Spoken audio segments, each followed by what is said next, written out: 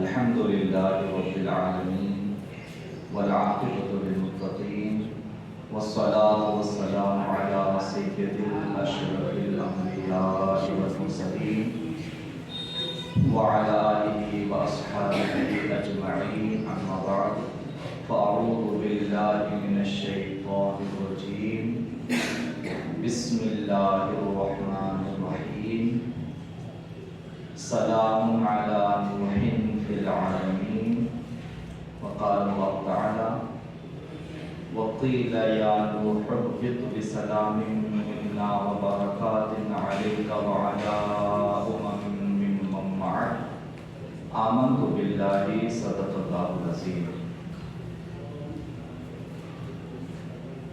بیان کو شروع کرنے سے پہلے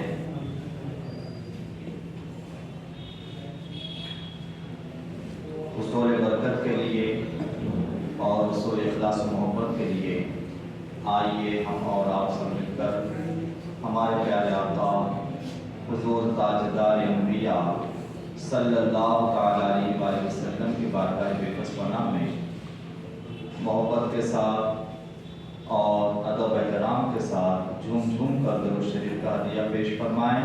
اللہم صل علی سیدنا مولانا محمد وعلی آل سیدنا مولانا محمد وبارک وسلم صلاۃ و سلام علیک یا سیدی یا حبیبی یا رسول اللہ صلی اللہ تعالی علیہ وسلم۔ گزشتہ جمعہ کے بیان میں سے ایک بہت پیاری چیز آپ حضرات کو پوچھ کر سوال کر کے پھر انشاءاللہ بیان کو آگے بڑھاتے ہیں۔ سانپ یا بچھو ہمیں نہ کاٹے، اس کے لیے قرآن مجید میں کون سی دعا بتائی گئی ہے؟ دیکھیے وہ جو آیت کریمہ ہے نا، وہ ہے سلام علی نوح فی العالمین، یہ دعا ہے سلام علی نوح فی العالمین۔ یہ دعا جس گھر میں لکھ کر لگائی گئی ہو، یہ دعا جس جگہ موجود ہو، وہاں سانپ اور بچھو نہیں آتے، اور اگر آئے بھی تو ہمیں یعنی انسانوں کو نقصان نہیں پہنچاتے، کاٹتے نہیں۔ یہ جان بوجھ کے ہم نے یہ سوال شروع میں قائم کیا، وہ اس لیے کہ اب یہ جو دعا ہے یہ قرآن کی آیت بھی ہے، یہ قرآن کی آیت ہے۔ یہ آیت چونکہ ابھی ہم کو یاد ہی نہیں ہے یا یاد نہیں ہو سکتی، تو اب صحیح حدیث ترمذی شریف کی صحیح حدیث اس روایت کی روشنی میں کہ اگر کسی کو یہ آیت یاد نہ ہو، سلام علی نوح فی العالمین، اگر کسی کو یہ آیت یاد نہ ہو، اس کے لیے یہ آسانی کی گئی ہے۔ صحیح حدیث ہے ترمذی شریف کی حدیث کہ حضور اکرم صلی اللہ تعالی علیہ وسلم ارشاد فرماتے ہیں کہ جہاں سانپ یا بچھو کا خطرہ ہو، یا سانپ یا بچھو نظر آ جائے، یا کسی جنگل میں پہاڑیوں پر ایسی جگہ میں ہم جائیں جہاں سانپ یا بچھو کا خطرہ ہو، تو ایسے کہہ دینا ہے۔ کیا کہنا ہے؟ اے سانپ اور بچھوؤں، تمہیں حضرت نوح علیہ السلام کا واسطہ ہے، مجھے تکلیف نہ دینا۔ یہ کہنا ہے اے سانپ، اے اس علاقے کے یا اس جگہ کے ساتھ اب سانپ نظر نہیں بھی آ رہا ہے، یا سانپ یا بچھو وہاں دکھ بھی نہیں رہے ہیں، اور اگر ہم نے ایسا کہہ دیا کہ اے سانپ اور بچھو، تمہیں حضرت نوح علیہ السلام کے وعدے کا واسطہ ہے، مجھے تکلیف نہ دینا، تو وہ ایسے کہنے کی صورت میں بھی حضرت نوح علیہ السلام کا واسطہ دینے کی صورت میں بھی سانپ اور بچھو کبھی بھی نہیں تکلیف دیں گے۔ تو اگر یہ دعا یاد نہ بھی ہو کسی کو، یا یہ آیت کریمہ سلام علی نوح فی العالمین اگر یاد نہ بھی ہو سکے تو یہ واسطہ تو یاد رہے گا نا حضرت نوح علیہ السلام کا، کہ حضرت نوح علیہ السلام کے وعدے کا واسطہ ایسے کہتے ہیں۔ ذرا درود پاک تو پڑھیے نا، اللہم صلی علی سیدنا مولانا محمد وعلی آلہ سیدنا و مولانا محمد وبارک وسلم، صلاۃ و سلام علیکہ یا سیدی یا حبیبی یا رسول اللہ صلی اللہ تعالی علیہ وسلم۔ حضرت نوح علیہ السلام کی کشتی طوفان سے اللہ کے حکم سے جودی پہاڑی پر لگی، اور یہ جو جودی پہاڑی، یہ جودی لفظ جودی وہ پہاڑ کون سا تھا؟ تو وہ پہاڑ جودی پہاڑ تھا۔ یہ قرآن میں اس پہاڑ کا باقاعدہ نام آیا ہے کہ حضرت نوح علیہ السلام کی کشتی کس پہاڑی سے لگی، جودی پہاڑی کا نام آیا تھا۔ اور ایک روایت جو گزشتہ جمعہ بتانی آپ کو رہ گئی تھی، چھوڑ گئی تھی، کہ حضرت نوح علیہ السلام کے طوفان میں جو آسمان سے بارش برسی نا، ویسی بارش تاریخ میں دنیا میں نہ اس سے پہلے کبھی ہوئی نہ اس کے بعد قیامت تک ہوئی۔ روایت یہ ہے کہ جو بارش آسمان سے برسی تھی، ہم اور آپ آج کا جو بارش برستی ہے، ایک عام طور پہ اس کا قطرہ، بارش کا ایک قطرہ بوند کتنا ہوتا ہے، ایک چھوٹا ہم اندازہ لگا سکتے ہیں، ہم کو معلوم ہے کہ آج کی بارش برسنے والی بارش کا قطرہ یا اس کی بوند کتنی ہوتی ہے۔ مگر حضرت نوح علیہ السلام طوفان نوح میں جو آسمان سے بارش برسی تھی نا، آپ کو معلوم اس بارش کا ایک ایک قطرہ کتنا تھا، اس کی سائز کیا تھی، یا اس میں کتنا پانی ہوا کرتا تھا۔ روایت میں ہے کہ اس طوفان نوح کی بارش کے ہر قطرے میں ایک مشکیزے جتنا پانی ہوتا تھا۔ مشکیزہ یعنی ایک پانی کا برتن جو پہلے گزرے زمانے میں، پرانے زمانوں میں جو استعمال کیا جاتا تھا، پانی کا چمڑے کا برتن، ایک مشکیزے کے برابر ایک قطرہ۔ اب اندازہ کریں جب ایسی شدید بارش 40 دن تک لگاتار صبح شام ہوتے رہی ہوگی تو زمین کا عالم کیا ہوگا۔ حضرت نوح علیہ السلام کا ایک بیٹا اور بیوی طوفان نوح میں غرق ہوئے تھے۔ حضرت نوح علیہ السلام کی جو بیوی طوفان نوح میں غرق ہوئی، حضرت نوح علیہ السلام نے طوفان آنے سے پہلے ان کو دعوت دی کہ آپ آ جائیے، کشتی میں سوار ہو جائیے، کیونکہ طوفان آنے کا اشارہ ہو چکا ہے اور طوفان آنے والا ہے۔ انہوں نے آنے سے منع کر دیا، اور حضرت نوح علیہ السلام کا بیٹا وہ بولا کہ میں کشتی میں سوار نہیں ہوں گا، میں اپنی قوم کے ساتھ رہوں گا، اور اگر طوفان آ بھی گیا تو میں کسی اونچے پہاڑ کی اونچی چوٹی پہ جا کے بیٹھ جاؤں گا، مجھے کچھ نہیں ہوگا۔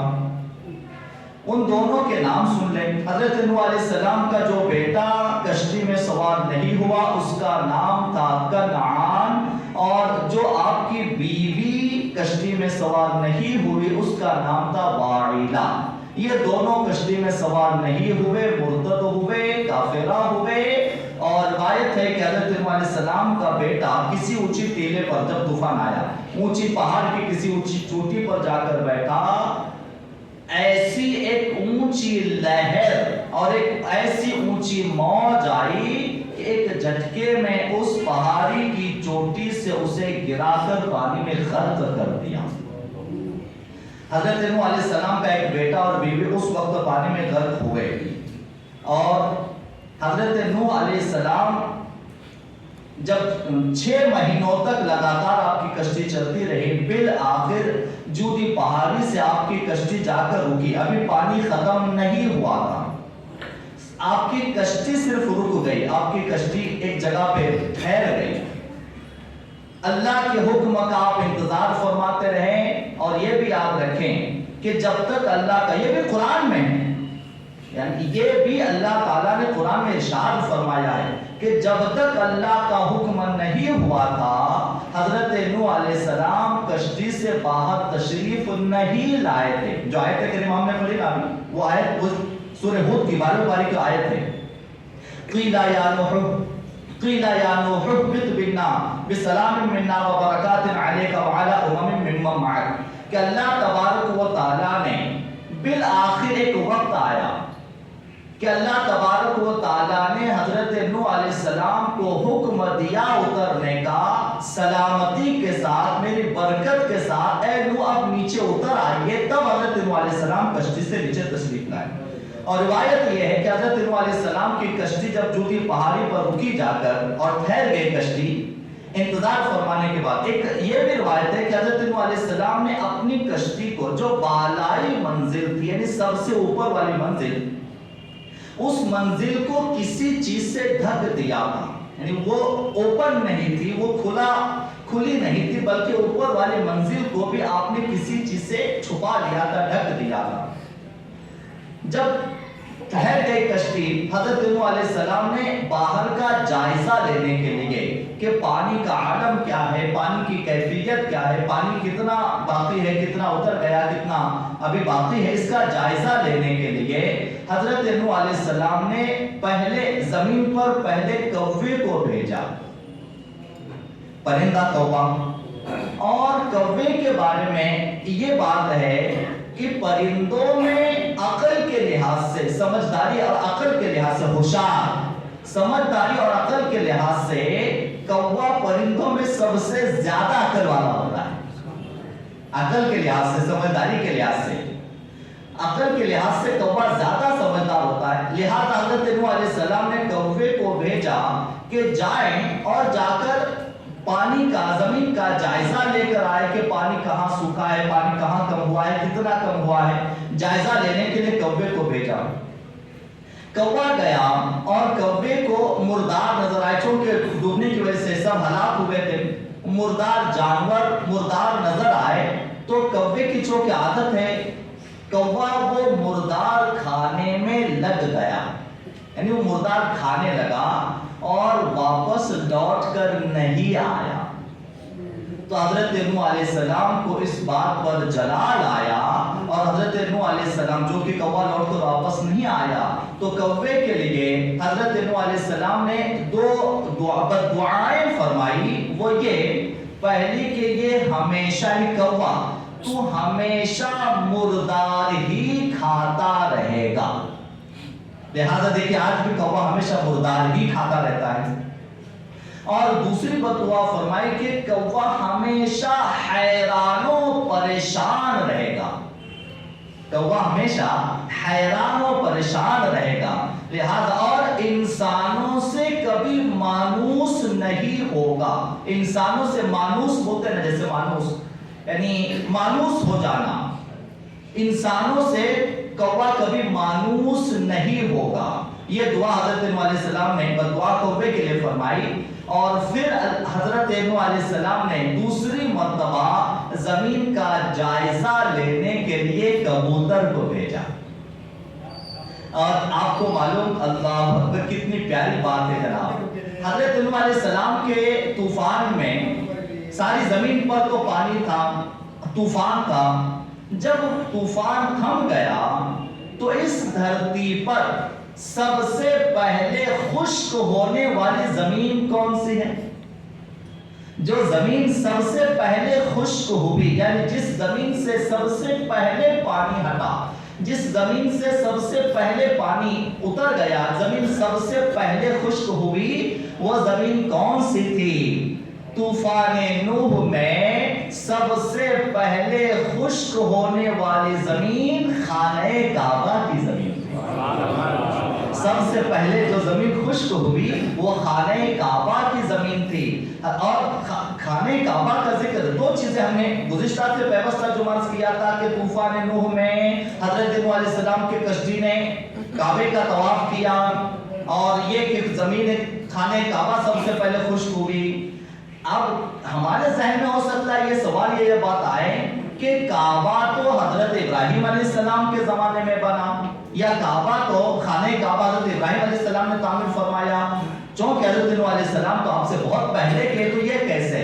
जनाब सुने, खाने काबा बेशक हजरत इब्राहिम अलैहिस्सलाम ने तामीर फरमाया, मगर पहली तामीर हजरत इब्राहिम अलैहिस्सलाम की ही नहीं थी, बल्कि काबे की सबसे पहली तामीर तो हजरत आदम अलैहिस्सलाम ने ही फरमाई थी। काबे की सबसे पहली तामीर तो हजरत आदम अलैहिस्सलाम ने अपने जमाने में ही की थी। हजरत आदम अलैहिस्सलाम चूंकि मुलाकात भी वही हुई हजरत अम्मा हवा से, तो काबे की तामीर हजरत आदम अलैहिस्सलाम ने सबसे पहले की थी, अल्लाह के हुक्म से की थी। और एक बात अर्ज करें, खाने काबा में आज जो हजरे अस्वद है, हजरे अस्वद यानी कि हम वो पत्थर जो खाने काबा के कोने में लगा हुआ है, जिससे तवाफ शुरू किया जाता है, हर तवाफ के जो है हर चक्कर के मुकम्मल होने के बाद उसको चूमा जाता है ना हजरे अस्वद, जो सिया पत्थर है काला, वो पत्थर जो खाने काबा में लगा हुआ है जिसे हजरे अस्वद कहा जाता है, ये हजरे अस्वद भी हजरत आदम अलैहिस्सलाम जब जमीन पर तशरीफ लाए थे, जब जन्नत से उतरे थे ना, हजरत आदम अलैहिस्सलाम हजरे अस्वद उस पत्थर को जन्नत से अपने साथ लेकर जमीन पर आए। हजरत आदम अलैहिस्सलाम अपने साथ जन्नत से वो पत्थर लेकर आए हैं, और जब वो पत्थर हजरत आदम अलैहिस्सलाम जब हजरे अस्वद को लेकर आए थे, वो हजरे अस्वद नहीं था, वो हजरे अबयद था।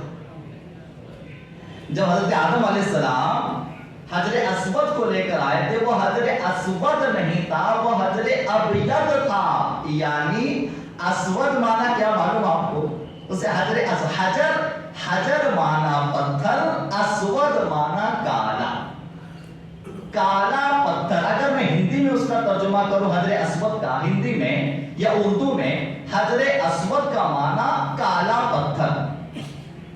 मगर जब हजरत आदम अलैहिस्सलाम लाए थे, वो हजरे अस्वद नहीं था, हजरे अबयद था, यानी सफेद पत्थर। हजरत आदम अलैहिस्सलाम जब उसको लेकर आए थे जन्नत से, तब वो हजरे अस्वद नहीं, हजरे अबयद था, यानी सफेद पत्थर। अल्लाह तबारक व तआला ने हजरे अस्वद को ये तासीर दी है। क्यों चूमा जाता है मालूम? हजरे अस्वद को, हजरे अस्वद की तरफ इस्लाम क्यों किया जाता है मालूम? हजरे अस्वद को इसलिए चूमा जाता है, हर चूमने वाले के तमाम गुनाह को हजरे अस्वद ले लेगा। हर चूमने वाले के गुनाह, तमाम गुनाहों को हजरे अस्वद अपने अंदर, यानी हजरे अस्वद को चूमने वाला गुनाहों से पाक हो जाता है। हजरे अस्वद उसके गुनाह को अपने अंदर जज्ब कर लेता, अपने अंदर समा लेता है। हजरे अस्वद था अबयद यानी सफेद जब हजरत आदम अलैहिस्सलाम उसे लेकर आए थे, मगर हर गुनाहगार के गुनाहों को जज्ब करते करते आज अबयद से अस्वद हो चुका है। तो हजरत आदम अलैहिस्सलाम के ज़माने काबा तामीर हुआ, हजरत नूह अलैहिस्सलाम के उस तूफान में मगर खाने काबा की बुनियादें पूरी तरह से ढह गई, और हजरे अस्वद मगर सलामत रहा। कैसे? जबल अबू कुबैस यानी कि हजरे खाने काबा के बाजू में जो पहाड़ी थी, आजकल वो पहाड़ नहीं है, खत्म हो चुका है, मगर पहले था, हुजूर के जमाने पाक में भी था।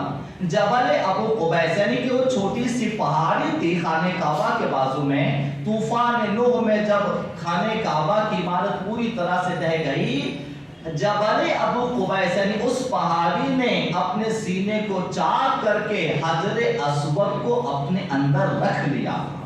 यानी हजरे अस्वद हजरत तूफान नूह से लेकर हजरत इब्राहिम अलैहिस्सलाम का जमाना आने तक हजरे अस्वद जबल अबू कुबैस के सीने में महफूज रहा। खैर ये तो तारीख हुई। हजरत नूह अलैहिस्सलाम की, हजरत नूह अलैहिस्सलाम ने पानी का जायजा लेने के लिए फिर कबूतर को भेजा कि जाकर जरा देखे तो सही कि पानी का हाल क्या है, कहाँ जमीन खुश्क हुई है, जमीन की कैफियत क्या है और पानी कितना उतरा है। कबूतर गया, और जाहिर सी बात है जब सूखी जमीन खाने काबा के करीब या खाने काबा जहाँ वहाँ सूखी जमीन थी, तो उसी जगह पर कबूतर नीचे बैठ गया। यानी सूखी जमीन पर कबूतर उसी जगह पे नीचे बैठ गया, और कबूतर के पैरों में वहां की سرخ لال ریت لگ گئی، لال ریت وہاں کی کبوتر کے پیروں میں لگ گئی، اور پھر پیغام لے کر کے جیسے زمین خشک ہو رہی ہے، زمین خشک ہوئی ہے، یہ پیغام لے کر کبوتر واپس حضرت نوح علیہ السلام کے پاس آیا، تو حضرت نوح علیہ السلام اس کے اس عمل سے خوش ہوئے کہ اس نے کام کیا، جس کام کا اسے حکم دیا گیا تھا اس نے وہ کام کیا۔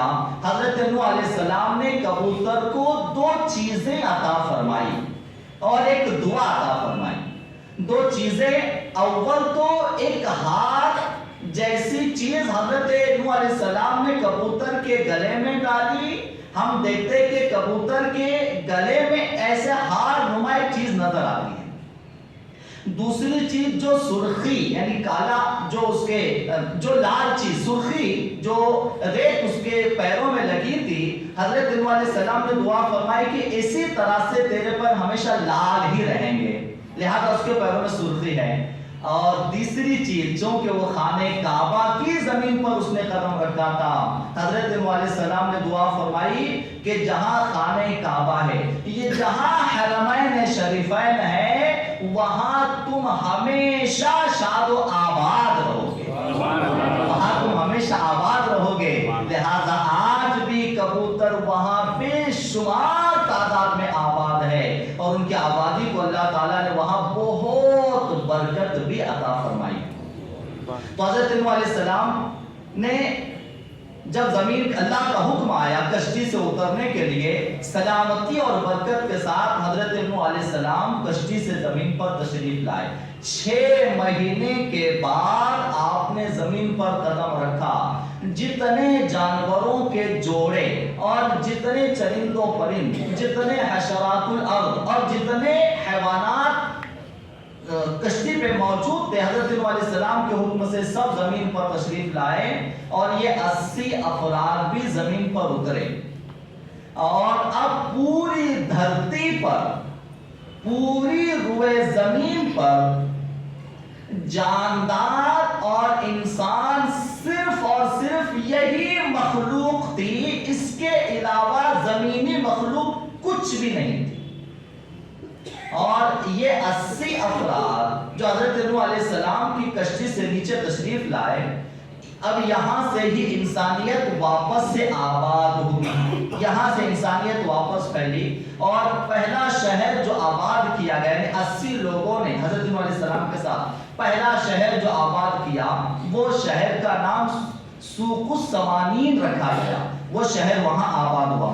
حضرت نوح علیہ السلام اس کے بعد ایک روایت ہے، یہ حضرت نوح علیہ السلام کی کشتی جب پہاڑی سے لگی، وہ محرم کی 10 تاریخ تھی، عاشورے کا دن تھا، لہذا اس شکر میں حضرت نوح علیہ السلام کی کہ 6 مہینے کے بعد کشتی زمین پر آئی، زمین پر آپ اترے، 6 مہینے کے بعد زمین جو ہے میسر آئی، لہذا اس شکر میں حضرت نوح علیہ السلام نے شکر کا روزہ رکھا، حضرت نوح علیہ السلام نے شکر کا روزہ رکھا۔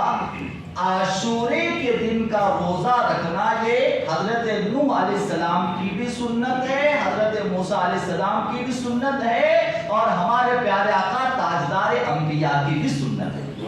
لہذا عاشورے کے دن حضور حضرت نوح علیہ السلام نے روزہ رکھا، شکر میں روزہ رکھا۔ اور ایک روایت یہ بھی موجود ہے، آپ کو معلوم، حضرت نوح علیہ السلام نے زمین پر اترنے کے بعد، کشتی سے اترنے کے بعد سب سے پہلی غذا یعنی سب سے پہلا کھانا کون سا بنایا، یہ بھی روایت ہے۔ حضرت نوح علیہ السلام نے سب سے پہلی غذا، سب سے پہلا کھانا جو طوفان نوح کے بعد زمین پر اترنے کے بعد کون سی چیز بنائی؟ حضرت نوح علیہ السلام نے آپ کی کشتی میں جو کچھ اناج تھا نا، وہ سارے اناج کو آپ نے جمع فرمایا، اور سارے اناج کو جمع کر کے ایک ساتھ ہی سب ایک ہانڈی میں ڈال کے سارے اناج کو ایک ساتھ پکایا۔ آج عاشورے کے دن جو کھچڑا بنتا ہے نا، یہ کھچڑا یہ جناب یہ حضرت نوح علیہ السلام نے سب سے پہلے بنایا ہے، اس کی نسبت ہے، اس کی نسبت ہے، اسی لیے عاشورے کے دن کھچڑا بنانا یہ بھی اگر نسبت کی نیت سے بنایا جائے تو یہ بھی خیر و برکت کا سبب بنتا ہے. نسبت کی نیت سے اگر بنایا جائے تو اس میں بھی خیر و برکت ہے کہ سارے جو کچھ میسر اناج ہو وہ سارے یکجا ملا کر بنایا جائے. حضرت نوح علیہ السلام نے سب سے پہلے جو غذا بنائی وہی کھچڑا ہی ہے. حضرت نوح علیہ السلام اس کے بعد چونکہ اب روایات مختلف ہیں، حضرت نوح علیہ السلام کل زمین پر 950 سال آپ کی عمر رہی، اور ایک روایت ہے کہ 950 سال کی عمر میں آپ کشتی پر سوار ہوئے تھے. کشتی پہاڑی سے لگنے کے بعد طوفان کے گزر جانے کے بعد پھر اور 60 سال اور آپ زندہ رہے، یا 60 سال اور آپ حیات رہے. یہ دونوں روایتیں موجود ہیں. تو آپ کی عمر یا تو 950 سال یا اگر اور 60 ملائے جائے تو 1010 سال. اس طرح سے یہ دونوں روایتیں موجود ہیں. حضرت نوح علیہ السلام کا جب وصال کا وقت آیا، دو روایتیں بہت پیاری ہیں جناب. اول کے صحیح حدیث بخاری شریف کی 2 حدیثیں ہیں حضرت نوح علیہ السلام کے تعلق سے کہ قیامت کے دن حضرت نوح علیہ السلام کا مقام دیکھیے، حضرت نوح علیہ السلام کا مرتبہ. قیامت کے دن حضرت آدم علیہ السلام کے پاس سب سے پہلے سب امت ہی جائیں گے مدد مانگنے کے لیے. حضرت آدم علیہ السلام انکار فرمانے کے بعد آپ کو معلوم کس کا نام دیں گے کہ اے لوگوں، اے اہل محشر، میں تو آج تمہاری مدد نہیں کر سکتا، ہاں فلاں کے پاس جاؤ، میرے بعد کسی کے پاس جاؤ. آپ کو معلوم حضرت نوح علیہ السلام کس کا نام لیں گے؟ حضرت آدم علیہ السلام یہ فرمائیں گے کہ میں تمہاری مدد نہیں کر سکتا، ہاں نوح کے پاس جاؤ، وہ شاید تمہاری مدد کرے. یہ صحیح حدیث ہے بخاری شریف کی کہ حضرت آدم علیہ السلام حضرت نوح علیہ السلام کا نام لیں گے کہ ان کے پاس جاؤ.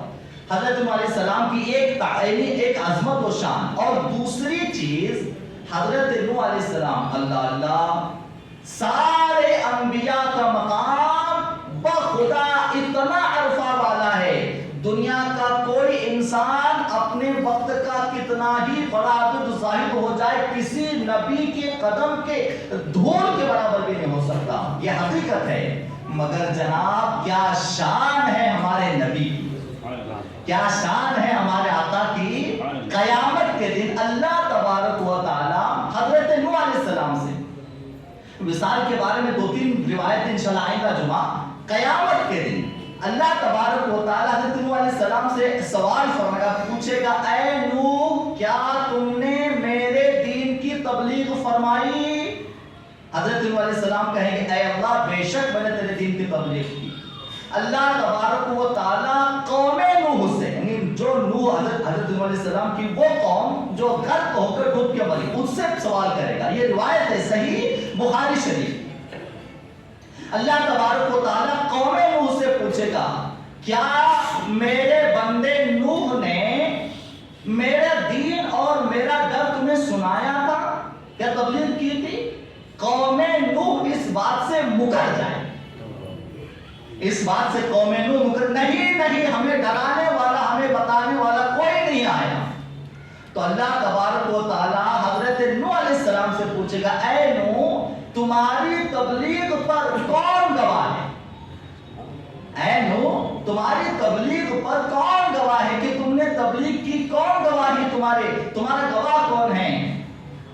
صحیح بخاری کی حدیث ہے. حضرت نوح علیہ السلام فرمائیں گے میں نے تبلیغ دین کی ہے 950 سال. اس بات کی گواہی آخری پیغمبر اور آخری پیغمبر کی امت اس بات کی آخری پیغمبر نبی آخر الزمان حضرت جناب محمد مصطفیٰ صلی اللہ علیہ وسلم اور ان کی امت اس بات کی گواہ ہے.